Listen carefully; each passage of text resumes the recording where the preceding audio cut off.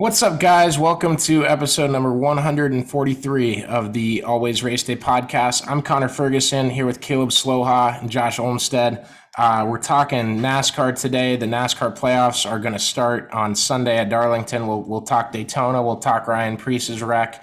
Brad Keselowski driving around in circles during the red flag. We're going to hit all that stuff and kind of preview our picks for the playoffs. IndyCar ran. I might mention the USAC Silver Crown race as well. In case I don't, I'm doing that now. But real quick, got to thank our presenting sponsor, the Karl Auto Group. Appreciate what they do for us.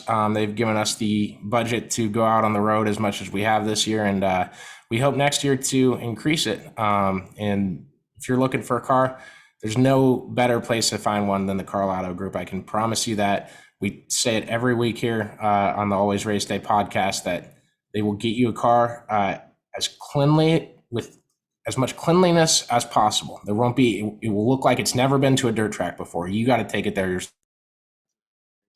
to a ton of our dirt tracks around the area and everything like that. And we will have a new dirt episode coming tomorrow night, I believe.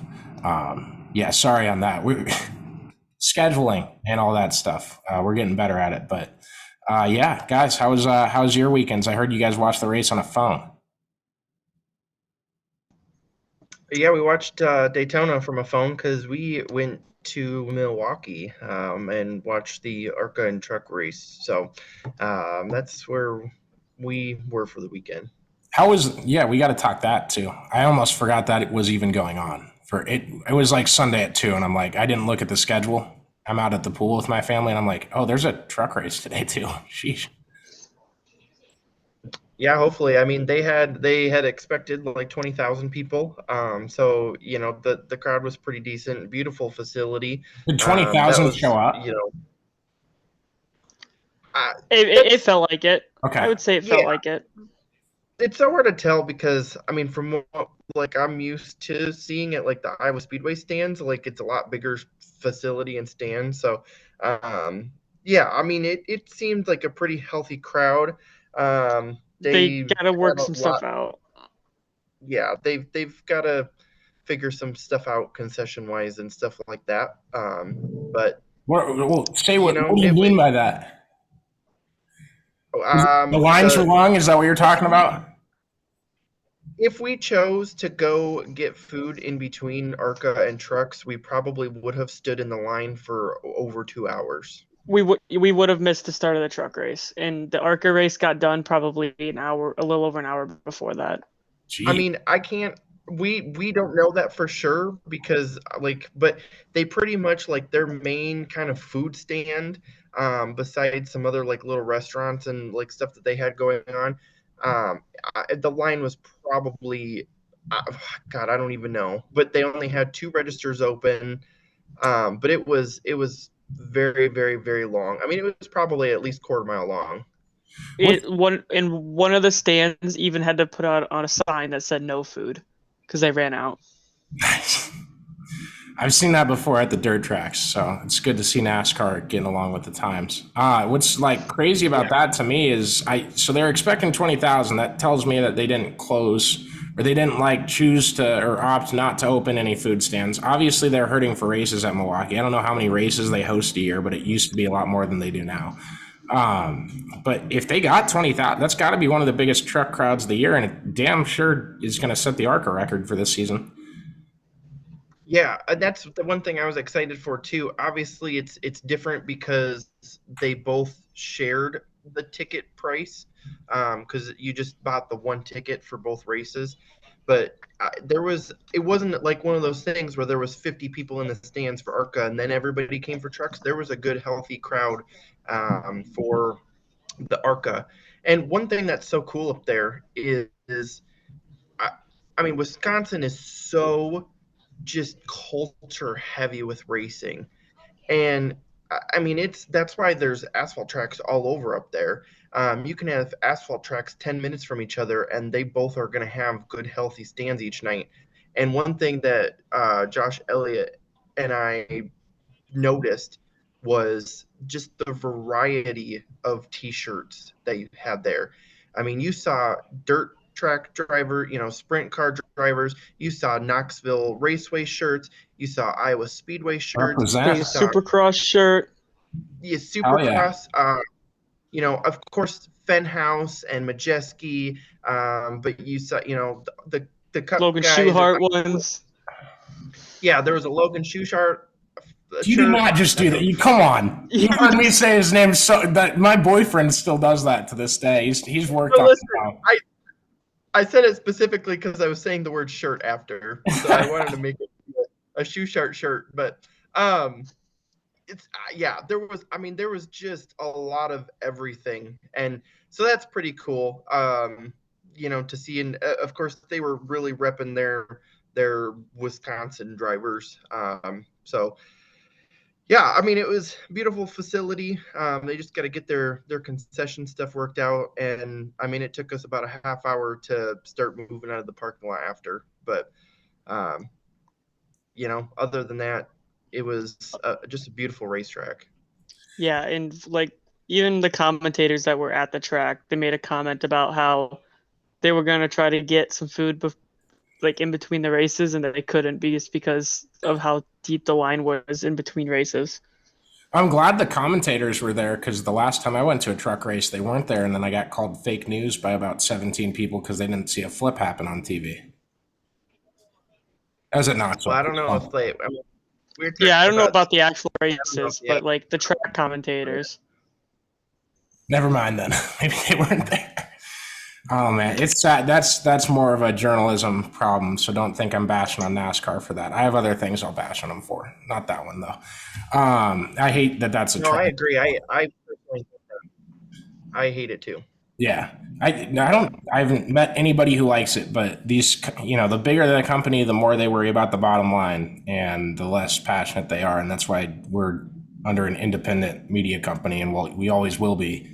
Chris hates the global conglomerates and the bureaucracy of everything. So it's always going to be like that. And as long as, I suppose it's as long as we keep working hard, it'll always be like that. But you guys can support us if you are interested in partnering with us. We would love to increase our budget and travel more next year. Got a lot of ideas, a lot of big things coming too already that we've kind of nailed down or close to nailing down. So I'm already looking ahead to 2020, not looking ahead, but looking up to the 2024 season since we ended at Knoxville this weekend. So I'm really excited for what this website can do. And sorry to bury the NASCAR Cup Series lead on this one all the way to whatever minute mark we are in the episode so far. But Daytona happened. We're on that quick. So. Oh yeah, no, we can stay on it. We'll stay on it. You guys. Yeah. Oh boy, here we go. Yeah.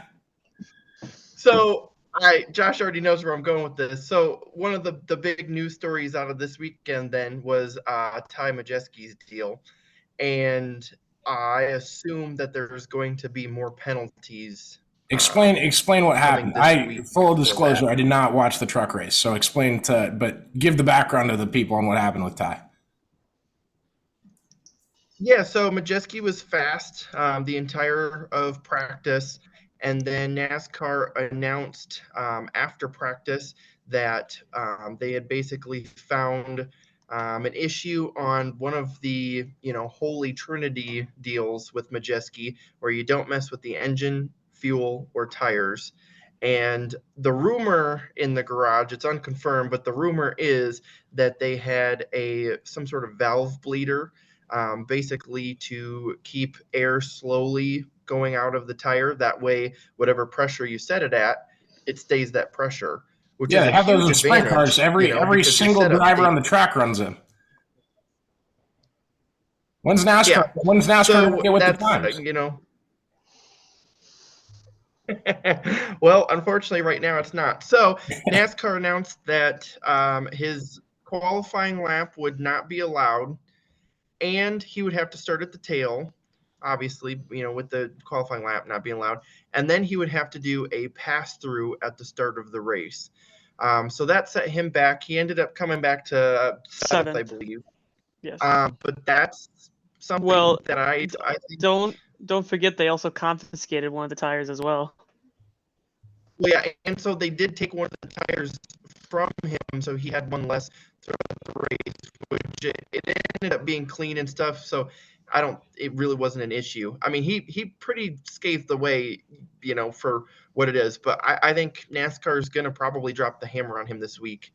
And it's one of those things, you don't mess with those three things. So yeah, just with that, I hope they do the thing where they put the tire out there and show everybody what he got penalized for if that happens. I really like that aspect, and I would feel like it's really hard to hide a bleeder. Like all the ones I've seen have big red lights on them, not like massive, but like bright enough that you could see it from a sharp distance away. So I'm right. kind of interested to see how. Did he like say he was pissed off and wanted to appeal it or anything, or did he just close his mouth? No, they really haven't said anything. And again, it's not confirmed that it's that I'm that's leaning exactly what it was. Anything, I'm leaning guilty. I mean, what we know, it was a tire issue. We just don't know that it was that specific thing. So who knows? But what was interesting too is Carson Hocevar actually made some comments after the race. He basically was talking to the effect of, he's been super fast the last couple races, and now all of a sudden he's getting caught with this, and so he made something like that. I couldn't find that right off the top. The superpower was the 98 superpower was taken away. Yeah, and then he also made the comment, he says, Majeski was the best truck all day in practice, and then NASCAR took it away, and all of a sudden I never saw him all day. So it's going to be interesting to see the next couple races, apart from the penalty, what happens. But I don't think it's going to be like a monumental penalty, but I think it's going to I did see some tweets from Matt Weaver saying that it could potentially put him in a must-win in the round of 8. Yeah, that'd be pretty bad. I mean, Caleb's talking about it like it's religious, so I would assume they're going to slam the hammer down on the ground as hard as they can, if that's how they're approaching it. Now, I've not. Caleb, do you remember the last time a penalty like that had like a screwing with those three things? Because there really is not many ways to screw with those things and get away with it in NASCAR. I think I don't know NASCAR nearly as well as I know dirt racing and sprint cars and stuff like that, but it feels like it'd be pretty difficult to, and we don't see those type of penalties. Usually we see it to like that greenhouse compartment or aerodynamic thing, stuff like that. Well, yeah, I'm trying to think of like what, there's been a one probably last 10 years. Caleb, reconnect your internet. I can't think of any other. Reconnect your internet. You're chopped. Yeah, Caleb. Now you're really bad. Your pogo sticking. I don't understand. Move your computer 2 inches to the left. That worked last time, or actually, be your right. But yeah, Josh. It's a tough.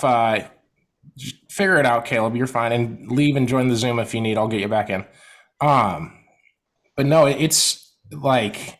It's going to be interesting, and I say that because NASCAR kind of sets precedents with penalties like this. You can go back on your word and change stuff, and like there's cases where I hope they go back on their word and let drivers just be honest in the post-race press conference or on TV after the race. And if you say you clean the guy out, then you clean the guy out. But call it during the race if you think he did and have the data to back it up. They look at it live, go back and don't penalize guys for saying they clean someone out, because that's good for the sport, honestly, if it happens in the right circumstances, in my opinion.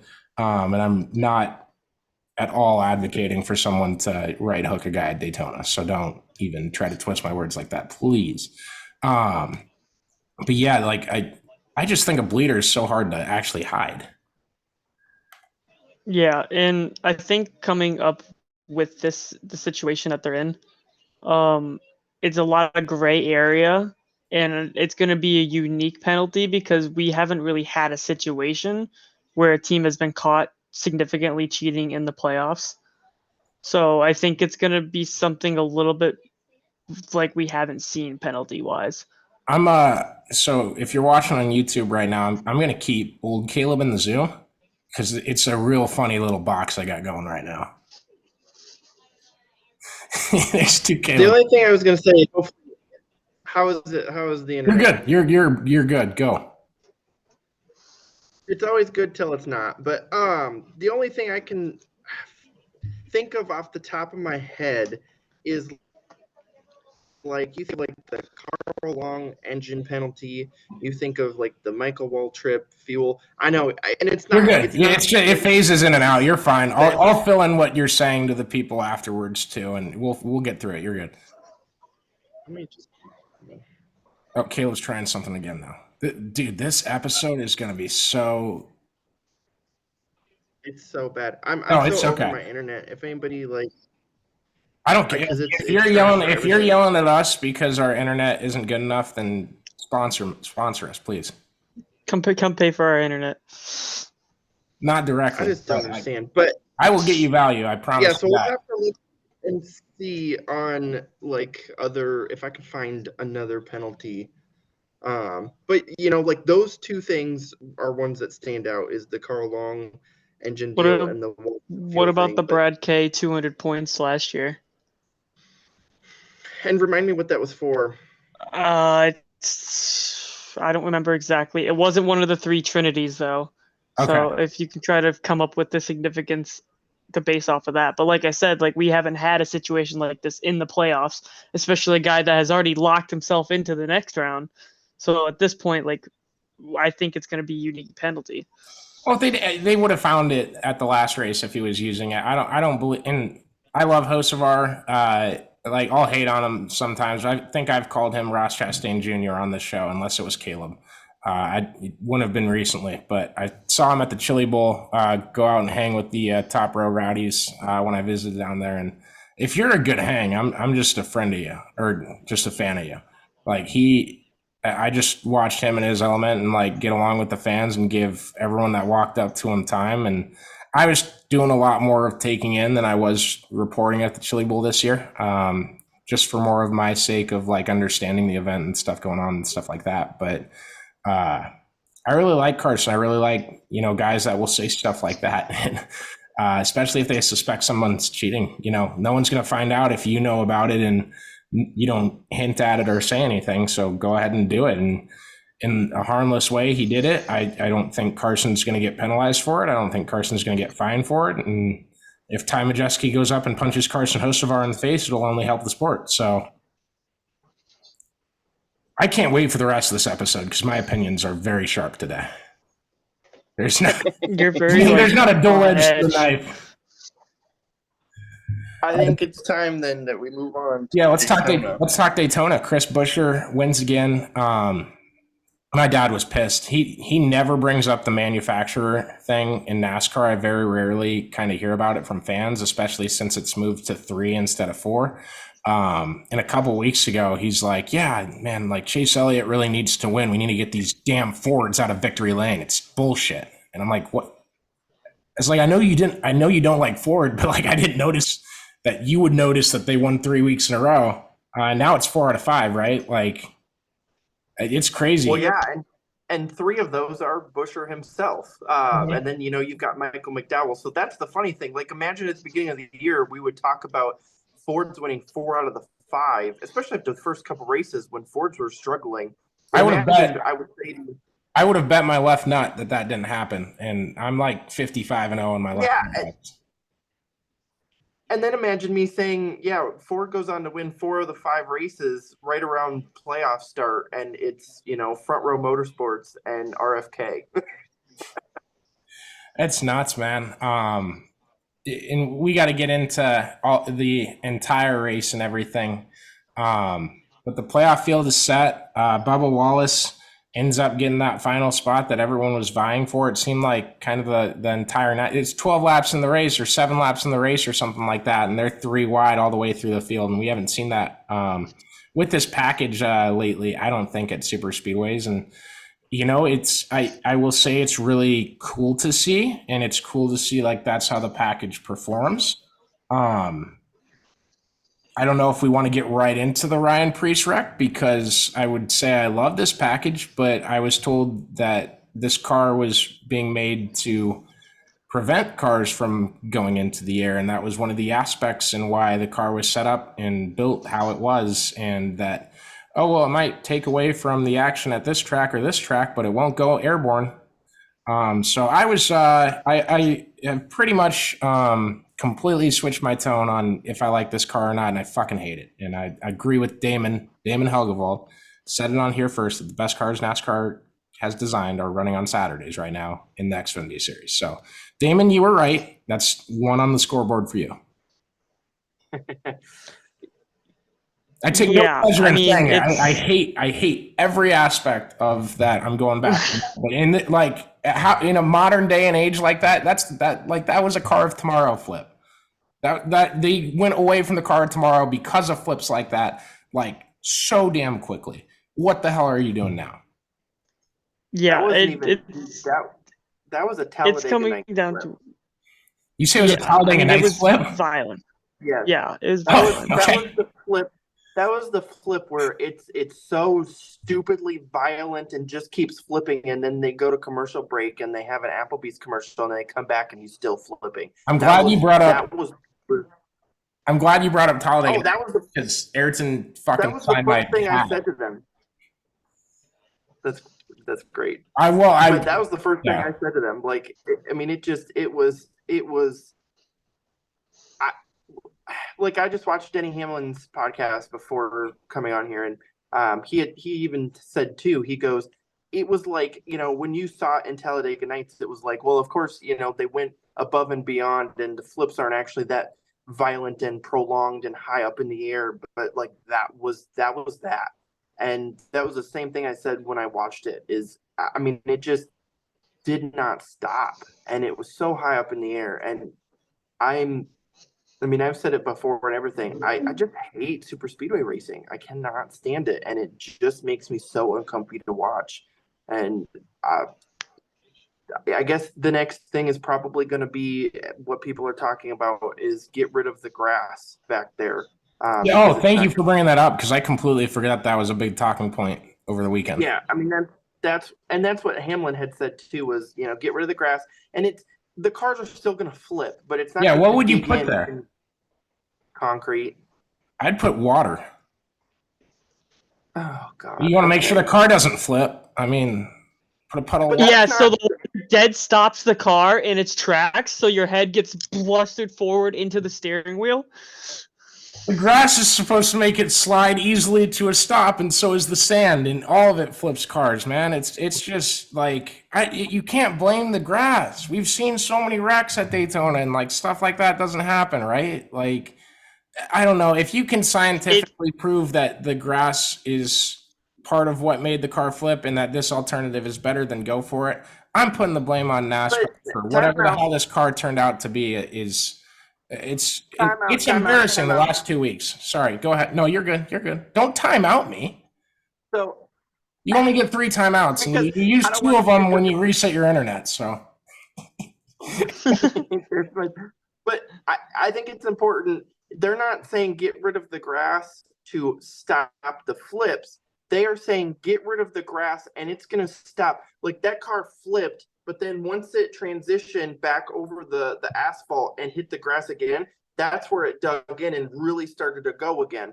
So they're saying it's not going to stop the flips, but what it is going to stop is the digging in, which basically throws the car back up higher and, keeps making it roll. So maybe if it starts to roll and it's just on asphalt, it's just going to roll a couple times and be done, rather than where it rolls and then it dug in, and that's where it really kicked up and just kept going.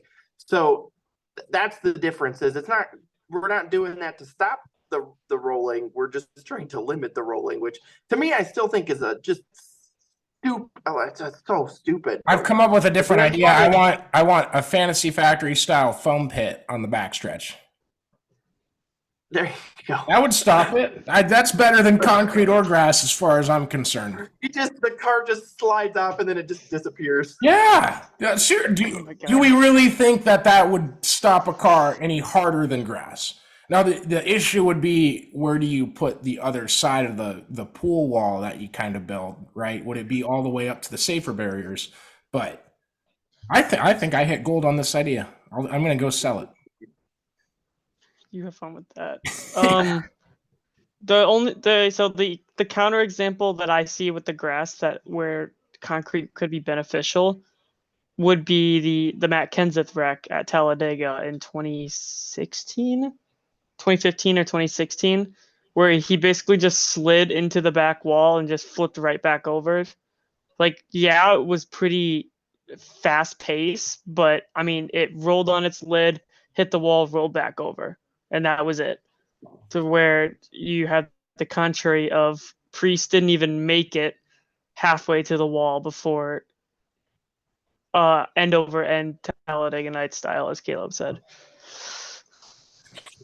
Yeah, it's just tough to see. But between Watkins Glen and Daytona, I wasn't really in love with the car. I would say I liked it for sure. And I've said on here for sure that I've liked it, and that they need to move forward with it and do that and find a way to make them better on short tracks, right? Like my friends will go back and watch the Chicago race, and they're like, yeah, that's that the car looked great, performed great there. It was awesome. Watkins Glen sucked. No one could pass any. We're doing the same aero bullshit that the 550 package gave us, and I thought we would finally get rid of that, and I would never have to complain about a race car again. But here we are with cars going in airborne like that, and I guess Ryan Preece is okay. Like I think he's going to race next week. I haven't heard anything that says he's not going to. So that's awesome to see. I really love that. But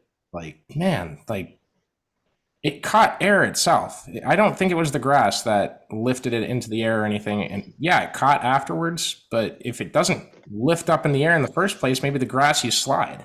That was the thinking in the first place, right? Yeah. So the problem is that I noticed very well is how science works is if you have a flat bottomed car, you're not going to cut any wind out of it. It's just going to basically glide on the bottom of the car, which allows air to pick up the car itself.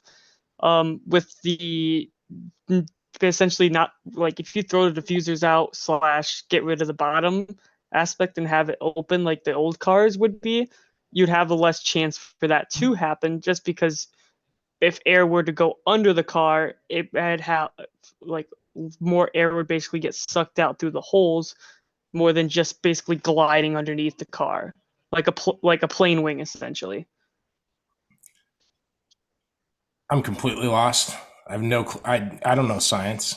That's the thing is like they got a really hard job to do designing a brand new car like that. That you want it to look futuristic, and I think they're under a little bit of pressure from the F1 craze at that because F1 gets new cars every year, even though half of them can't even start the damn first race because they think the 4-month off season is too short of an amount of time to get the cars ready, and you end up with 4 or 5 cars that don't even start the race because they can't fire the engine off the pit road, even though they have 3 practice sessions a weekend. I'll get more on them later. Don't worry. We're great ranting episode today. But I don't know. I'm over the BS, and I just want I hope like tomorrow they just surprise everybody and they go, yeah, the Xfinity season is over and we're giving the Cup teams all the cars. That's just where I'm at. I'm sorry, it sucks. I hate it. I love NASCAR. I've always watched NASCAR. I'm always going to watch NASCAR. But after the last 2 weeks, I'm so freaking over this next gen bullshit car. Nope, I completely agree. All right, we'll get off of that now. Playoff picks. Well, yeah. Sorry. If you have more stuff to say, go for it. I'm sorry. We're really bad at the transition game today. This episode has been all over the place. No, so I don't want to take away the other aspect of this car in NASCAR itself with the other big incident that we happen to have in the Cup race with the Blaney accident.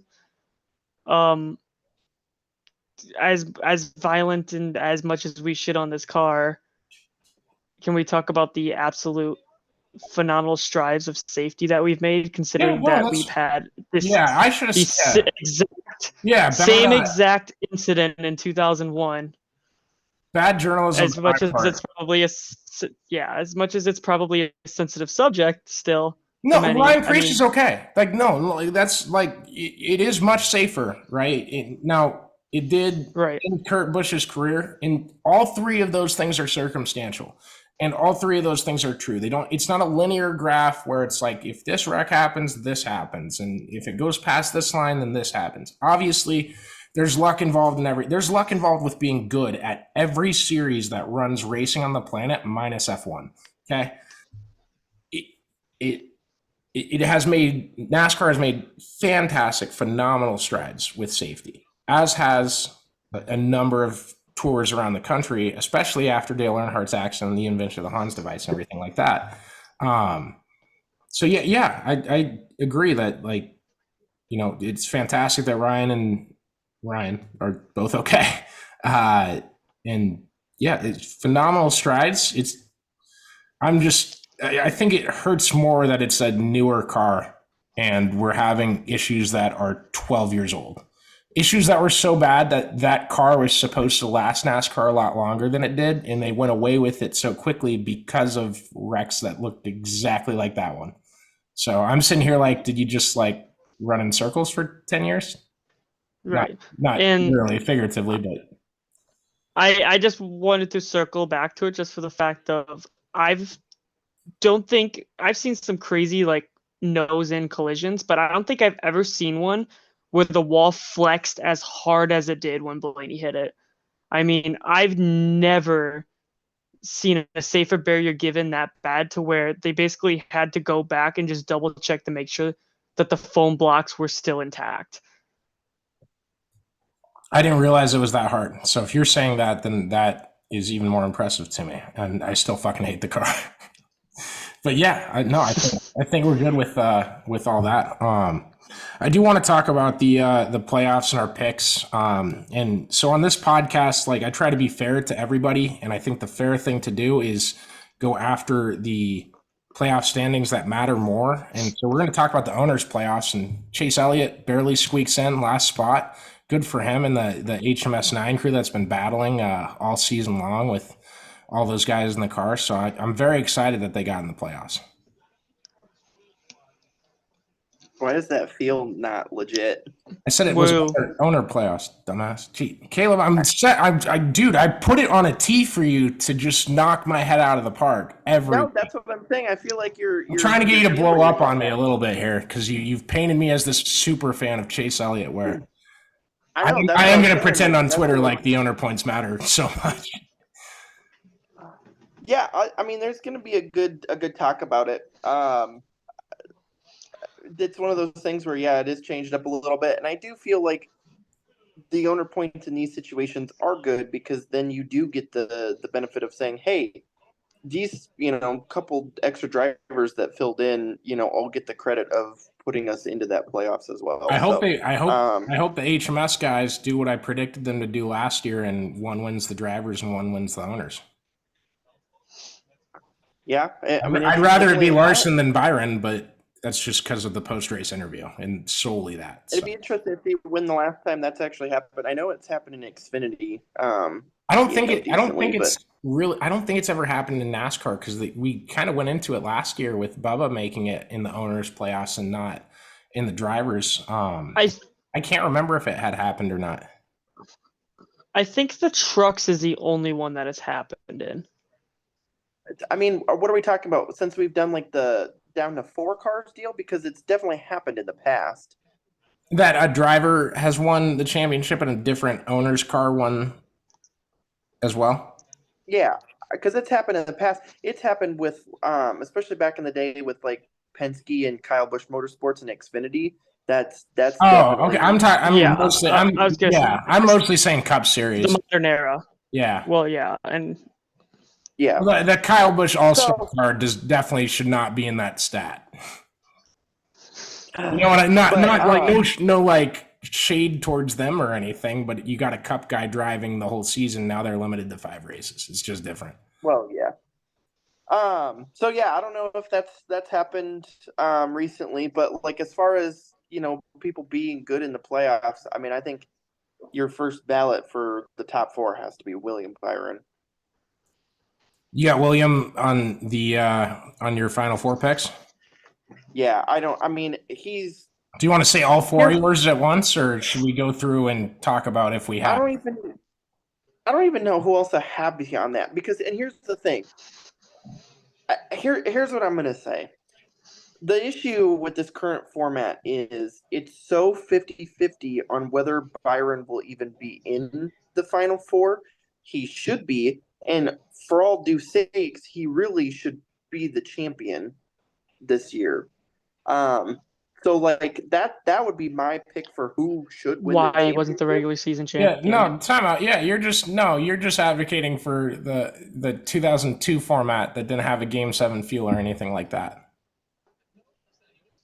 Okay, but like, Well, say that. You're just saying. he's got 5 wins, and he's right up there. I Even mean, under the chase for the cup format, he could shit the bed in the last 10 races and suck and not win the title, and it wouldn't be unfair because it was the last 10 races, and people were like, "Well, that matters more now." Blah blah blah. I just think this captures the more feel of other sports, of the way this playoff format is. I don't even like bring your A game. I don't even think you need to. You guys can fight over it. I'd love to just sit here and watch you fight over it. I'm not like joking or anything. It'd be great podcast stuff. Awesome. Like seriously. But like I'm just in the middle on it. That's just how NASCAR decides to do it. They're not going to change it because I say something. And they're probably not going to change the backstretch of Daytona into a foam pit either. But I mean, yeah, anyone in the playoffs could go crap the bed and lose. And it is what it is. That's what the playoffs are. But I would say I would be surprised to not see him in the top 4 because he's been running so well as of late. Here's my thing. It's hard though. Like, it is what it is. But I don't want to see like guys that just have put a whole season together now go and like be out earlier, not compete for the championship or whatever when they should. But then here's my other thing. They usually do. It's different in other sports where like if you get to a playoff thing, and I don't know a whole lot about other sports, but if you get to the, you don't have to specify that here. You're good. Just go, Caleb. You're fine. But if you get to the playoffs and then you have the, let's say, Packers versus the Vikings, you could have an upset, right? That's part of it. And that's where the other sports gets put in all the time of like, well, you could have an upset and blah, blah, blah, blah, blah. But that's one team versus another team. And that's not the Packers have been doing good all season, but then here comes fucking Corey LaJoie with the steel chair, and like there is so many outside processes that happen, and like that's where I have a struggle of in 3 races you're gonna essentially reset everybody. Well, so in football and like the NFL, like you have Kirk Cousins, right? And the closest like NASCAR comparison I could make to Kirk Cousins is Michael McDowell, right? So you got your driver, you got your quarterback. Okay, well, every team in the NFL has a coach. Well, NASCAR has crew chiefs.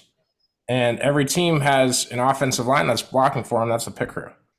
And every team's got receivers too, and I don't really give a shit who that's the PR guy.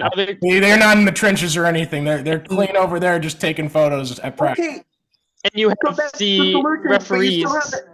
Caleb, restart. Caleb, restart. I was trying to talk over you because Josh was talking. Caleb, you go first, then Josh, and then I'll. You make that comparison, yes, but then you still have not added in the other 20 people that are still. Yeah, there's NASCAR officials. There's people that don't come to the track. They determine the outcome of the game. You still have not added in the other 20 people. Think about it though. Give me a similar scenario to the Packers and the Vikings that are playing in a playoff game. Whoever wins goes on, whoever loses gets eliminated, but you have not factored in an angry Corey LaJoie or going to Talladega and a guy like Ty Dillon and officially ejecting their star player. Well, Drake was going to go to the round of 32 in the NCAA tournament for the only time since the turn of the century in 2000, and some fuck ass from Western Kentucky nicknamed the Hilltoppers, which what the hell does that mean to 12-year-old Connor or 10-year-old Connor, however old I was, goes and crosses the half-court line and banks in a fucking three-pointer. That's like that. That's the close. Like that's as close as you can get to it without actually talking about racing. But that's Alex Palou. Alex Palou goes into the final IndyCar Series race somehow, only with a 15-point lead, and Devlin DeFrancesco happens to be driving his Indy car like he drives his scooter around pit road and runs him off the road and sends him into a big wreck where Alex ends up very much okay and unscathed, but very pissed off because he just got taken out by a lap car. Okay, but in that scenario, that's a consequence of only having a 15-point lead, where the issue in this format is you playoff points. William Byron has a 21-point lead on the cutoff. Yes, but that's not, we're not just specifying like one person. But what I'm saying is, like for Byron, like we saw years ago, there's the chance that like a guy who really should be competing for a championship could essentially just not make it through to compete for the championship. Yeah, you got to go out every race. You got to go prove yourself. It's like what I so well. Real quick, Josh, you go first. Josh goes first. I will contrary this too. The big difference is though with a win or lose situation for another sport, that's one game done. You have 3 races to figure it out. Oh, it's even more inclusive. But you're going against 35 people. That's but if you're the best all year, you should figure it out in 3 races. In a football game, if you're one person, you're the quarterback, you technically, on the other team, there's 11 guys on the field, there's 12 coaches, there's 14 coaches upstairs, and there's 40,000 fans around you. So actually, I think it's a lot easier in NASCAR. We still haven't in the other 20 competitors. I will talk about the fact of NASCAR is trying to branch this sport. So what do? You create a format that attracts attention for people that have like it's attention base to other sports. So this playoff format grabs the attention to the new audience that they are trying to reach. And Caleb, I do want to add to this, and so everyone. First of all, disclosure of Caleb, his internet there's like a 3-second delay on him. So when I waited to laugh, it's because Caleb's 2.5 seconds behind us on reacting to talking. Fuck, I don't remember what I was going to say. Caleb, go ahead, Caleb.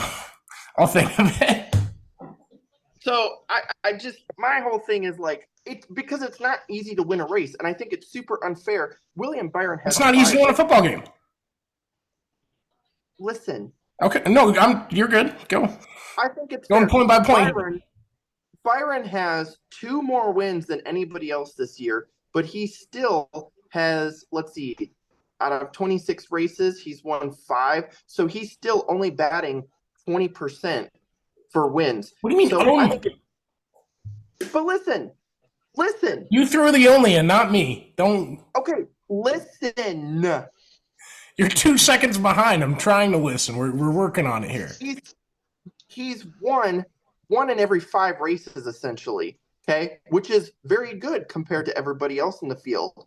He goes to Talladega, and Ty Dillon decides he's going to throw a block on lap 2 for no reason, and Byron's in this big deficit. And why is Ty Dillon up there? Josh says it's fair to say.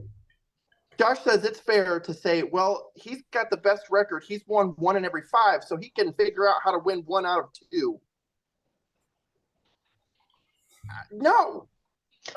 Well, that's when you have that playoff point buffer that you built up in the regular season to have the leeway margin of error. Right. You don't have you don't have that in football. You don't have it in hockey. So look at the Vikings went into the NFC Championship game against the Saints with no idea that the head coach was going to pay their players handsomely amounts of money to try and injure all the stars on the Vikings. And so some guy goes and takes out Brett Favre. And now Brett Favre has a concussion. That's not fair. And yeah, they got penalized for it, but they still won their Super Bowls, and Sean Payton is still viewed as a hero in the city because he picked up some solo cups after the hurricane. He's a cunt. But yeah. That's where you have a bigger barrier there for William Byron. You have a bigger margin of error for William Byron than one game, anything goes. okay, so let's say, because you guys said Byron wasn't the guy to choose, let's talk Truex. Truex or like a Denny Hamlin, like one of those guys maybe that's not the best, that doesn't have as much playoffs. The same could be said as him. And it's different too, though, where like You play the points game. imagine this. Imagine, you do something to, I'm just going to throw like a Ryan Preece in there or whatever, or like Austin Cindric. You do something to one of those guys, and then a couple weeks later, as you're vying for your championship, he just decides to race you like a butthole. Have you ever watched Survivor? Yeah, No. if you fuck someone over on your way to the championship and they have a chance to fuck you over, they're going to do it, right? I love that. I love that aspect. You don't have to do anything big for it to be a situation where they just make your life stupid for no reason. Caleb, you're the guy that has come on here on a show where we trashed. This is a specific episode where we trashed way too many people, and just out of the blue was like Carson Hocevar is a dick. And I'm just saying, if you don't want guys to be dickheads, then this playoff format's perfect for you. Seriously, that's. But what if you're making me love the playoff format more? What if it's something where you don't really do anything, but the guy just decides to be petty and take it? Like you go get your pit crew and you go fight him. Name an instant of when that's happened. Oh, good point, Josh. Points to Josh. If we were on Around the Horn right now, Josh is getting 17 in a row right there. We're just click, click, click, click. Look at how many times Austin Dillon has cried, "He wrecked me on purpose" this year, when it's been an incident that like hasn't been on purpose. And then he's weird. Austin. I don't know what's. I grew up going to Iowa Speedway, and we got to the track one day, and my buddy's family was like, "Yeah, Austin and Ty Dillon were up here drinking with us till 3 a.m. last night." And then 10 years later, Kyle Larson's wrecking him on the last lap because Austin Dillon went after him first. Like, I have no idea what's going on with Austin Dillon. But that's my point, is it could easily be something like that. Yeah, it could be, but like I think these drivers know they're all racing against each other. If you did that to someone in the playoffs that didn't deserve it, I mean, you're looking at like every chance they get from then on for the rest of your life, especially if it was. I know. And so my whole point is there's no relation to that as with other sports. That would be like the equivalent of the, Yeah, there is. What if the Eagles defensive lineman found out that Kirk Cousins, like, slept with his girlfriend? I don't know. Like, just randomly, like, I hate Kirk Cousins because he did the dancing shirt video. Shut up. I'm just saying it's like such a wild, like, it's not comparable. No. You don't have to compare it to ball sports. The counterpoint is Chastain had hit anyone and everyone last year and still came second in the championship. That's because Denny Hamlin's a pussy. I'm kidding. I think we're good. I think we can agree to disagree on this one. I think we've said enough. And I had a tweet about Hamlin last week about his like proactiveness as an owner, and I love what he's doing. So I don't think no one takes me seriously on this show anyway, so don't worry about that. No, especially when you talk about foam pits on the backstretch of Daytona. That's my best idea ever. I like it. Honestly, thinking about it without science, like that's a slam dunk idea. There's nothing that could go wrong.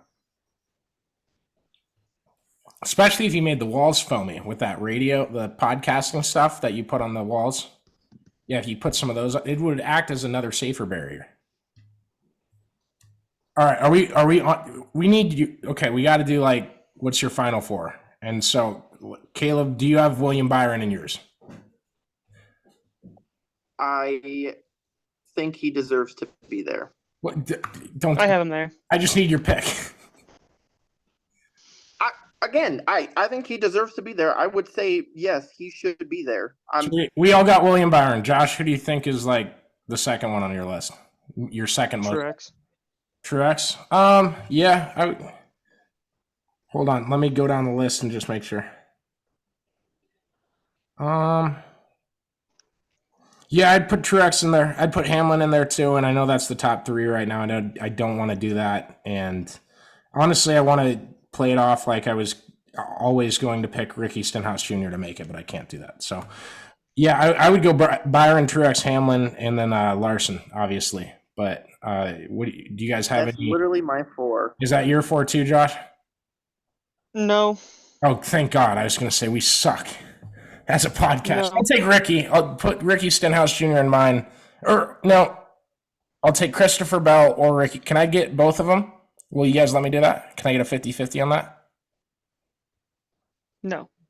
I'll take Ricky. I Only because I've talked to Ricky before. I'm a fan of underdogs. I'm a fan of stories. I wouldn't say this is really an underdog, at least one of these guys. Michael So I got McDowell. Byron Truex. I'm gonna take Kyle Busch. Man, what an underdog pick. And I'm gonna take Chris Buescher. And you didn't take Hamlin, did you? Nope. So you took Byron, Truex, Buescher, and Busch. Okay. So you took 4 of the top 5. I would like to see Hamlin make it over Truex, but my issue is right now, Kyle Busch has been I don't want to say the worst, but Kyle Busch has been at the bottom slide of the season. So unless he can kind of turn that up, I don't see. I think he's gonna points chase. I really think he is. I like his chances at Darlington this week as well. Well, Alan Gustafson's not his crew chief, so no one's preventing him from doing that. Who's going to be the first 4 out then? Oh, you want me to take the first 4 out? Damn. No. Real quick, I want to say that Denny Hamlin. I think I know sports don't work like this, and I know they sometimes do. I suppose I got the vibes that this is Denny's year, and what a damn big championship that would be for Toyota. And for Joe Gibbs and for 2311, all 3 of those guys to get this contract signed if Denny Hamlin ends up going to the championship. The farther Denny goes, the bigger the importance of that contract gets, even though it's already important enough, and I don't think they would switch. It's massive, though. And there's a lot that goes into switching. I think that would set Denny back a lot, too. So you want 4 out. We'll just go one by one. So obviously lock, first 4 out, Ross Chastain. Put it in the bank. I've Another one, Michael McDowell, he's out. There's no road courses or super speedways in the first round. So that's solid. We're already halfway there. Stenhouse. And then I think I wouldn't take Stenhouse personally. But Harvick's going to be out because he's going to see. You have him in your final 4. Yeah, exactly. But Harvick's going to get taken out because he's going to see Chase in his mirror and then just turn into a wall again. That's calling my shot. Okay. Obviously, all the Bubba don't okay me here. Kevin Harvick fans are so everyone's so quick to hate on Chase Elliott. I'm not trying to play the victim here, but Kevin Harvick fans that hate on Chase Elliott for every move that he makes and every stone cold interview he does so he doesn't get penalized for anything else are so effing annoying. Your driver that is this big NASCAR Hall of Famer, bona fide, very good driver. I like Kevin Harvick, I really do, but he saw Chase Elliott in his mirror and drove into a wall. That is something that happened, and you have to acknowledge it. And it's going to happen again. He's out. You're making this us going one by one picks way more complicated than it needs to be. No, I know. My last one is either Logano or Reddick. I won't do Keselowski because that would make Damon mad. And this is a positive Damon episode. That's my 4. So it's Chastain, Keselowski, McDowell, and Chastain. Harvick? You want to go Caleb? I don't know. I literally picked 5 guys to get out in the first round. So I would say Stenhouse, McDowell. I'm feeling probably either I think Blaney and Harvick. I think it could be a rotating kind of round between those and maybe one other. Bubba, I feel makes it through the first round because he ran good at Darlington earlier this year and he won at Kansas last year, and that's the first round. So, I think he's got a good shot at moving on as long as he keeps that up. Yep, I was gonna agree with that.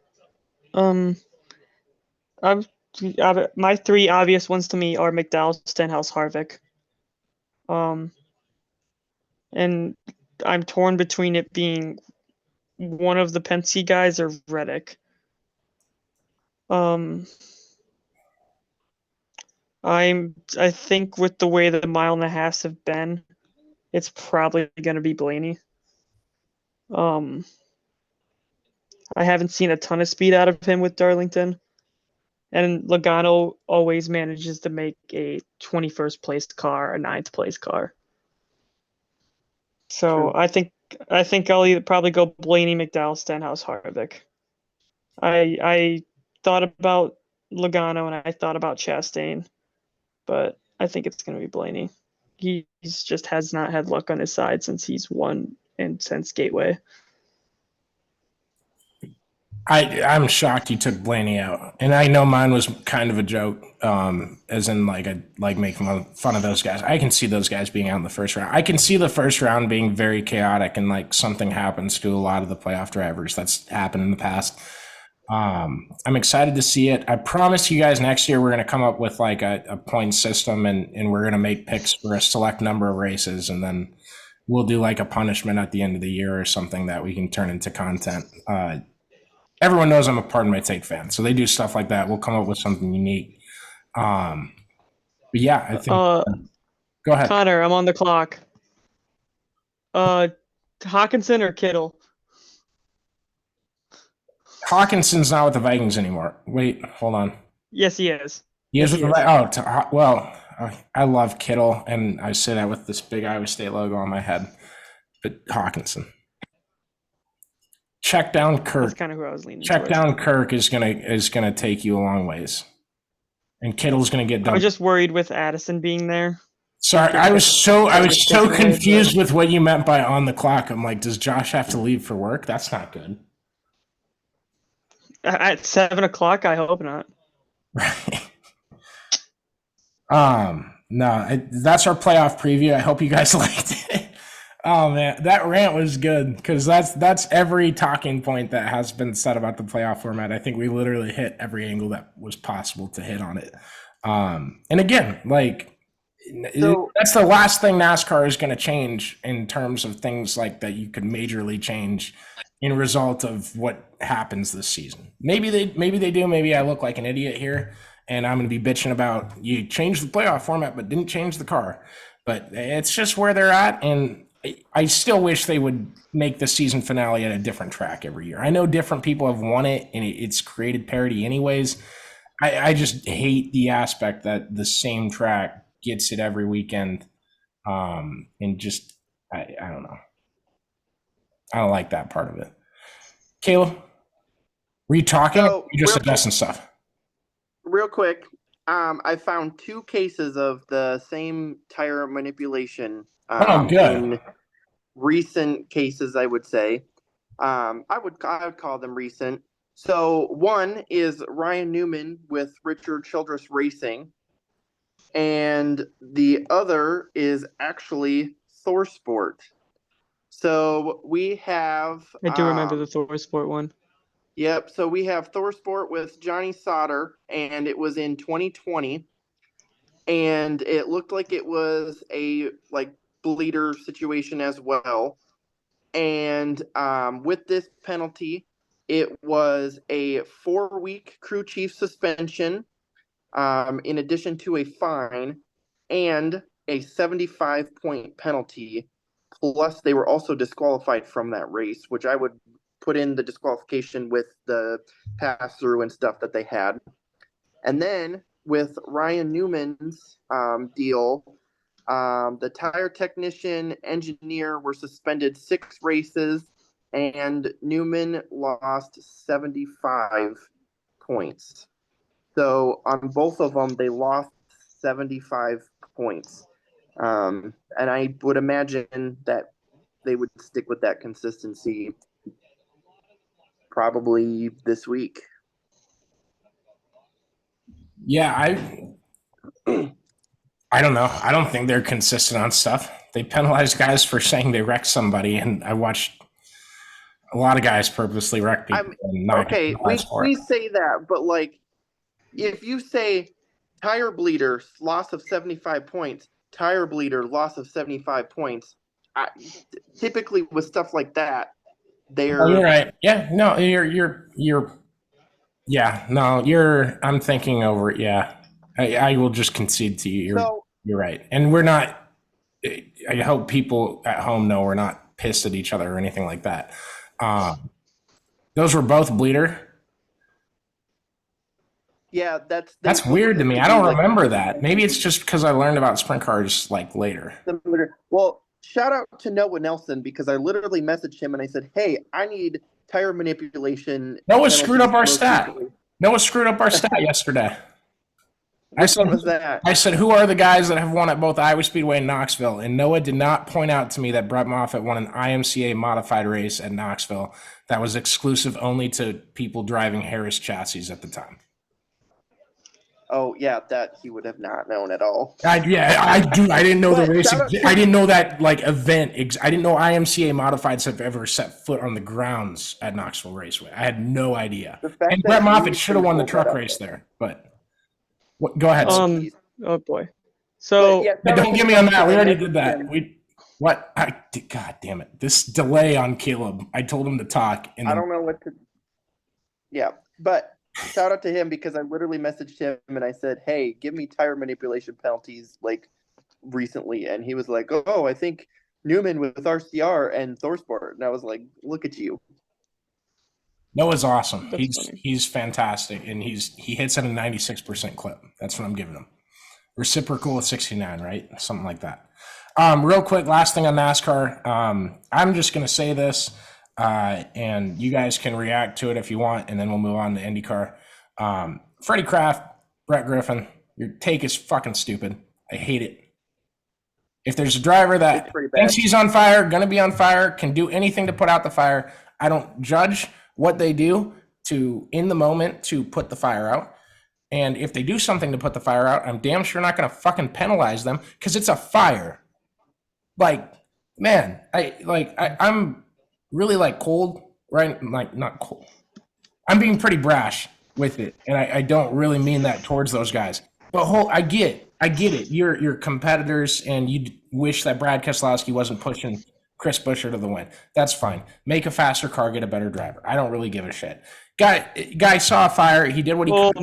He didn't hurt anybody. Haters. What's that? You just fueled all the Bubba haters by saying get a better driver. Yeah, and I love Bubba. I'm more supportive of Bubba than a lot of people are. He's probably top 5 favorite NASCAR drivers if I had to pick them. But you got a problem with he's on. There's a fire, man. Like, I watched Carson Macedo at Knoxville this year. It's a fire. Don't fuck with that shit. And I'm sorry for cussing so much on this episode, but god damn, how in the world do you have the gall to come on and make that this big damn issue on your podcast because you're pissed off you didn't win the race? There's a fire, man. Like, take it seriously. It's just stupid. Well, that's the thing he did.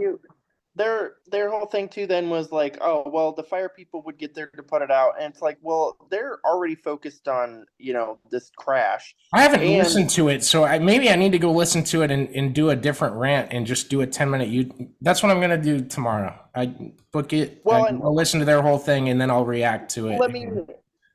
Because I haven't watched it. We're only going off of what he said on Twitter, but yeah, the fans too were like, all upset that he was able to do that, and like the fans are all messed up about it, and it's just silly because he was fine. And so like Freddie, I think basically said too then is like he should be allowed to do that to put out the fire, but then he should still have to face the consequences of having to do that. Yeah, and I just disagree with that.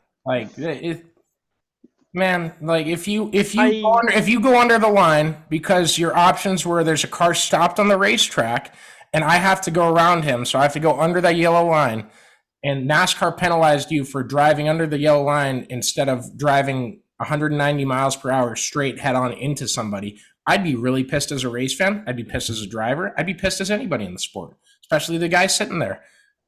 How is this any different?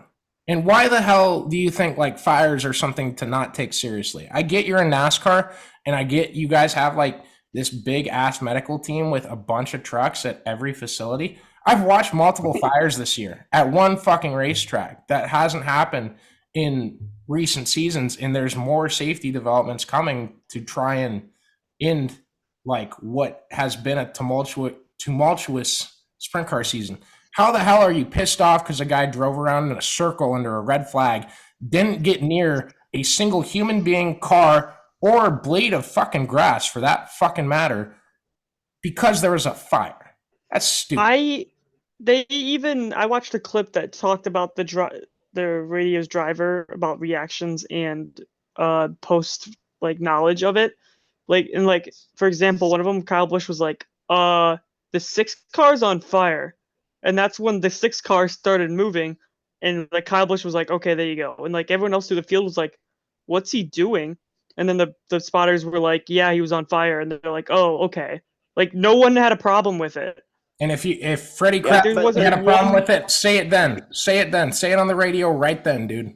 Say it right. Go to the nearest NASCAR official and tell him that if you really have an issue, because that guy's going to laugh in your face and say the same thing I just said. I hope. The issue Freddie has. Go ahead. Sorry, Caleb.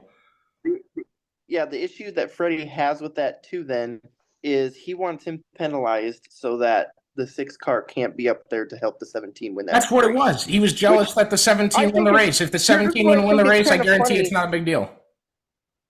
Here's what's kind of funny though too is like you basically, like Denny described, the top 4 being all, you know, previous winners or whatever. You take that out and who knows what happens and who knows what who knows who ends up winning that race, and then maybe now it's somebody else that pushes Bubba out of the play. Like I would just take what you have and walk away. Like you just take what, quit while you're ahead, I guess. Yeah, I completely agree. We'll go IndyCar. Gateway happened. Man,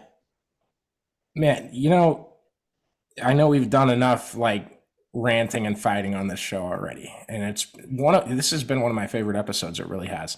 But Caleb was so rude to me over the group chat about what are you doing in your palm? Just imitating a button. Hinting at you're doing it. Yeah, Caleb says it's time to hit the panic. He made a panic button joke on Joseph Newgarden. Newgarden was in a hellacious wreck this weekend, and for Caleb to have the gall to make that joke at he's going such a high speed. Like, I can't believe you'd be so rude as to make fun of Joseph Newgarden not winning at an oval. He was going to make history. He's going to be the first guy in 100 years to sweep all the ovals in an IndyCar season. I think you're blowing his accident out of proportion, but you bet. Yeah, and not to mention too, I didn't even get to see it until I had already made that comment. But that's what I loved about it, was I could say that I texted Caleb and said, I can't believe you have the balls to make that joke after that accident.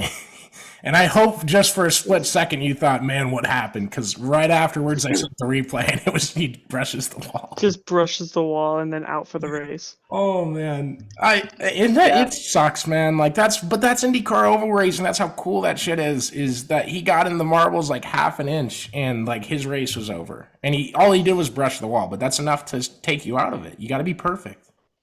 Yeah, unless you go full flying through the air and land, and then you can still come back to win the street course race. But I still can't. I can't put in my brain how you not only stay in the race after landing that hard, but then you're still fast enough to beat everybody and win the race. That's luck.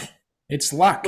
There's, how fragile are those engines just to start up? We've seen them in the Indy 500 multiple times the past 3 years that it's just like, the car stalled out. We couldn't get the engine started for 30 seconds. We're fucked.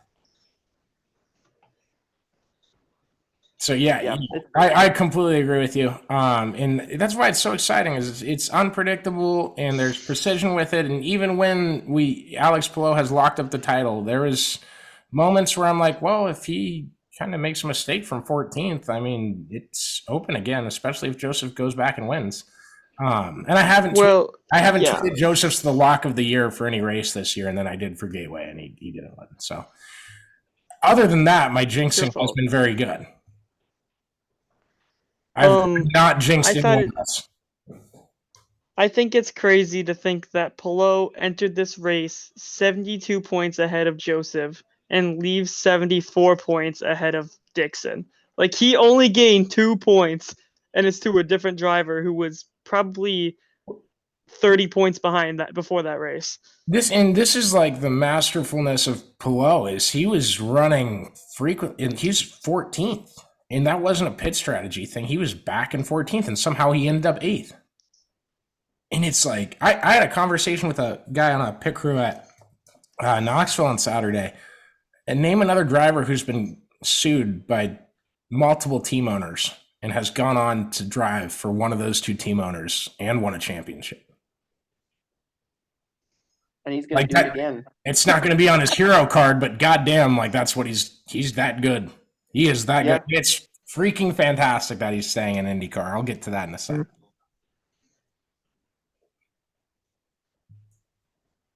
Do you guys have anything else from that race specifically? I like Gateway. There's not a lack of action or anything. It was Dixon does it again. Dixon is always there. I mean, he's so good. That's back-to-back races with strategy. I hope he breaks the wins record. No shots at AJ Foyt or anything, and I hope he wins one more championship. I mean, I just like to see it. Like, I like seeing that stuff happen while I'm like competent and old enough to like appreciate it. And like, obviously, I wasn't around to see the Foyt record. So being able to witness history in my lifespan is something I can appreciate. Yeah, it's really cool, especially like the amount of racing series I watch, and it's like everything is what you make it, right? Everything is what you create value towards and how you spin it to make it worth your while or important enough, right? So everyone cares about Indy 500 titles and how many Indy 500s have you won, and you're going to get introduced as an Indy 500 winner before you're going to get introduced as a points championship winner. And I hate that aspect. I think the points championship should pay more than any race on the schedule, et cetera, right? But it is really cool to see Scott do his thing and just continue to do his thing. And the dude never ages. He's like one of those people that like they're 44 and they look 28. It's just every year he's back and he looks the same as he did last year. Like I can't wait to see how many he ends up with. I think he's 12 away from tying AJ, 13 away from breaking the record. I think it's 67-55 right now, I think, for race wins. Yeah, I've just obviously the wins record and wanting it to happen in me was excited about it.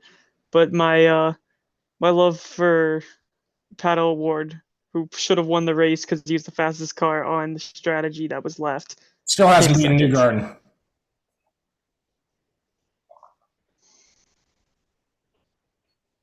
He's got to win a race over Joseph before I call him a top, I'd say 2 oval driver, because at this point I can't like say he's not top 3. He's really good. He's came onto it, as has David Malukas. I can't wait for next season I just hope they get more ovals on the schedule. Honestly, like we've been waiting for this for how long? And there's no rumors, there's faint rumors about Milwaukee. Richmond hasn't came up. There's hardly any. There's more rumors about Brazil than there are ovals. I hate that. I think it's fine as it is. Oh, you said this last time. We had this debate. I think we've had this debate 3 times now. Your ground roots aren't ovals. Why? What's that? Your sport is not grown up on ovals. Yeah, it was. Why did you go to ovals? No. When the card split happened, but also it was ovals. IndyCar itself, but yeah, also it's modern history, dude. You can't. No, don't compare the sport to the 50s. Well, NFL players will wear helmets now. Where are those? I'm glad I For talked Fox! over you because that sounded really loud. Yes. When was the 2 most recent deaths in IndyCar? What tracks? Okay. A triangle. I believe it was a triangle, and then one that a lot of drivers have said gave 2 of the best oval races in the past 2 years with no aero screen, which has since been added. Yeah, well, they that's a listen. And we're going that's into that's a all- freak accident with a tire too. Yeah. But they should not have been at Vegas. That's just the yeah. well, in Oh no, my- Pocono in Texas. Because What was Justin Texas? Wilson. Justin Wilson. What was Texas? It was like 2018 or 19 or 17, but Justin Wilson got hit with a tire in the head. There That was was Pocono. Pocono. That was there one at Texas, or am I stupid? No. No, All that right, was I'm, Pocono. no, I'm stupid. I could have sworn there was one at Texas that was like that. Maybe that was just Pocono. And there hasn't been one since Weldon before that, right? Not that I know of. Josh, how dare you bring up my favorite IndyCar driver of all time in that? How dare you? I mean, we were all I'm big glad I fans was of it. wrong about that because that is ridiculous. And sorry We if were I all sounded fans. uninformed because I could have sworn that Justin Wilson had that at Texas. I must be thinking to a different wreck at Texas during But or qualifying. you I apologize increased to everybody, and I love Dan Weldon. And if I haven't said that on here enough, my favorite of all time at least for IndyCar for sure. But go ahead, Josh. you increased the number of ovals, you increased the percentages of history to repeat itself. Only depending on what ovals you go to, though. If you go to a place like Milwaukee Mile or place Talladega and Milwaukee are not the same track. And what are we gonna get rid of? Because we seem to be adding shit. Add a race, damn it! There's 17. You can add an 18th race. There's no rules against that. Valid. I would like to- There's no. I would It's like- not like we have to have 17 races for anything. Like NASCAR is set I on would like to 36. say. I would like to see one more oval on the schedule. I think you're pretty set, but I think one more oval, and I would like to see like the Milwaukee Mile come back, just because that was such a great. The whole Indy Fest and the whole weekend that they had put on, like it was. I didn't get to go, but like they always said, it was just such a very cool environment. So I want to see where it's 50-50. They had the split happen. There's one series chose ovals, one series chose exclusively road courses. I'm still like halfway through that book. John Oriowicz, I think is the author's name. It's called Indy Split. It's a fantastic book. I'm going to read it again when I'm done. I'm very slow at reading books, so don't judge me. ADHD and just like sitting still and reading books doesn't come easy to me. But when I fly, I read the crap out of it, and I love it. But anything before that, I don't consider modern history. And I think like for Roger Penske bought IndyCar and said, I want more ovals. We're going to get more ovals. Well, we're waiting for it, and I still haven't heard that many rumors about ovals. The only track I've heard brought up that has a legitimate conversation about it is Milwaukee. I want it to be 50-50. I about said I need it. I do that all the time. But I would legitimately like it if it's 50-50. IndyCar on ovals is the best product ever. There is not a better asphalt product, at the very least, than IndyCar on ovals. It is the most consistent, like delivers as long as there's multiple racing lines and stuff. It is so cool to see. And these cars are very safe. We've seen some hellacious wrecks during the Indy 500. We've seen, like you brought up wrecks that killed people. They've made safety advancements. They have this aero screen. Instead of putting a bar in the middle of the driver's vision and open air around him, they said, well, we're just going to put a windshield in front of him that covers the top of his head, like a dragster, except with more of a damn windshield. So I love the aero screen. Santino Ferrucci hates it. Go back and look up Santino Ferrucci Always Race Day on YouTube about his thoughts on how the cars behave with the aero screens. advancements to be made still, obviously, but I think the car's way safer than the next gen car. I love the car way more than the next gen car. And I don't think IndyCar should ever have to bend their knee to make more cars and newer cars just because F1 makes newer ones every year and has the same guy win every damn race because they're faster. Yeah, I mean, my statement of why you shouldn't add another oval was for the fact I don't think you can get rid of the current tracks you have now. I didn't even think about the idea of adding a race, but yeah, I just think the way the product is now, you just can't get rid of what you have. Just No, because. absolutely not. The ovals on it right now are fantastic. I don't want them to touch Texas. If NASCAR wants to race the Roval there, sure. But yeah, I don't want them to touch Texas for IndyCar because it has delivered the last 2 seasons. It's been amazing, like race of the year, and I called that when it happened. And we're gonna do an award show at the end of the season with like race of the year, dumbass of the year. We're gonna make it fun and unique and do all we can to do it. But yeah, Texas IndyCar is gonna be one of my races of the year for sure. Do you guys have anything else? I got one more thing, but you've seen it already. Caleb, you replied to it and said you let F1 live rent-free in your head. Yes. Okay, well, hold on here. So what would you say if let's just say Joe Gibbs, okay? And it's a hypothetical. What would you say if you walked up with a microphone to Joe Gibbs and said, why doesn't Kyle Busch race for your team? And he replied to you on TV, say you were for NBC or Fox, and he said, well, he doesn't have the mental strength to be a NASCAR driver, so I didn't sign him.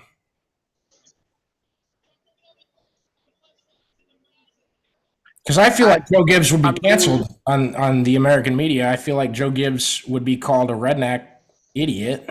That's my honest thoughts by everybody that is on Twitter. I think it would be a big story. I think people would criticize him for bashing a driver's mental health. And to bring that in and say that's like a requirement and that you did something to prove that you don't have the mental health to be in this series, I think that would be cancelable, and I don't think people would like NASCAR because of it. I think it would look really bad on the entire league that you are in, and I think it would be really worse on the sport. I think you're reading into that though, that I don't think it's like mental health. I think it's like Is that you? Can you hear that? I can Absolutely. hear it too. It's not me. I was gonna say I turned it up one notch, and it's just me watching. That's a loud notch. I didn't read it as like mental health. I read it more as like the mental strength to like compete in F1 on a week-to-week basis. Like That's what I read it as. Well, so Yeah, here's the full quote from McLaren, McLaren's boss, team boss in Formula One. His name's Zach Brown, like Zach Brown Band spelled differently. He said, I think whether it's Alex Palou or any other driver to be a Formula One driver, you have to have the pace, but you also have to have the mental ability, if you like. In Formula One, there's so much you have to do as a driver to be a complete driver. And I just read that and said that's inherently bullshit. And yeah, I mean, I agree with you that I think that it's not specifically the case. To phrase it just mental strength of what? You got buttons to press that fit. You miss a corner, press a button, and then the car's fixed. Like that's Formula One. That's what Formula One driving is. We've seen IndyCar drivers go test Formula One cars. That's what they say. So that's not my words. That's theirs, right? Like obviously, I haven't tested an F1 car. I don't care to. I wouldn't want to. Seems stupid. You go to a corner and you're going to go to the sand because you missed it so bad. Oh, just hit this button and it traction control. like everything that like series like penalize stuff for today and get pissed at, like I've never been as nauseated as, and I think I'm using that right, I might not be, but I'm pissed off reading that quote from Zach Brown. And I'm 10%, to put a number on it, worried about Kyle Larson's safety in the Indy 500 with that man responsible for owning the team that he's driving for in the Indy 500. That scares me. It takes a special kind of damn stupid to say that Alex Palou, of all fucking IndyCar drivers, that, I mean, yeah, stupid, signed 2 contracts at once. Definitely stupid move. Something I would do, right? That guy doesn't have enough mental strength to compete in Formula One. He's one of the best damn drivers of this generation. I'd put him up there with Larson.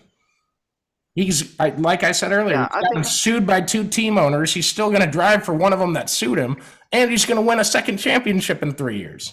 There's not a better resume on the planet. I don't think Kyle Larson's like 30 damn sprint car wins, which are ultra impressive, and he's like a god in dirt racing. I don't think like being sued twice and driving for one of the guys that sued you is incomparable to anybody else. So for you to say that Alex Palou doesn't have what it takes to drive for your team is absolute bullshit. You're just at a money grab. That'd be canceled if Formula One fans actually watch Formula One in the United States. They don't. It's parade every damn week. That's why Verstappen's won 9 times in a row. But it's just, oh man. I mean, but bullshit radiating. Yeah, you're good. You're good. How much of it do you think is just him kind of being butthurt and just trying to be like oh, you don't know what you're missing out on? That's fine, but if Morgan Wallen said, like, question someone's mental health, everyone would say, like, that racist piece of shit, because of quotes he said before, is going on mental health stuff now? Like, when is he going to stop? Why do people listen to his music? No one's saying that about Zach Brown, and Kyle Larson's driving for him, man. Like, I want Kyle to go win the Indy 500. That'd be awesome for dirt racing. It'd be awesome for everybody that we, like NASCAR, everyone that we watch. It'd be awesome for IndyCar too, obviously. And people just look at stuff like this and they just like turn their eye to the left, and no one says anything. Or you say that you hate on F1 so much so it doesn't count. Like, yeah, I'm going to point out their faults because what it does. I get it, and it might be oversaturated. It's a bit of a gimmick for me, and I do it I try to make people laugh when I do it, usually. But that quote actually pissed me off. And the fact that guy runs, like, he promised 8 dudes rides this year, and I think 2 of them signed. At the end of, like, the back half of last year, after Palou's contract, then he had, like, 8 guys came up, and it's like, oh, he's been promised a McLaren IndyCar ride. He's been promised this. The dude's a liar. He's, like, as far as I'm concerned, scumbag material. I'd tell it to his face, too.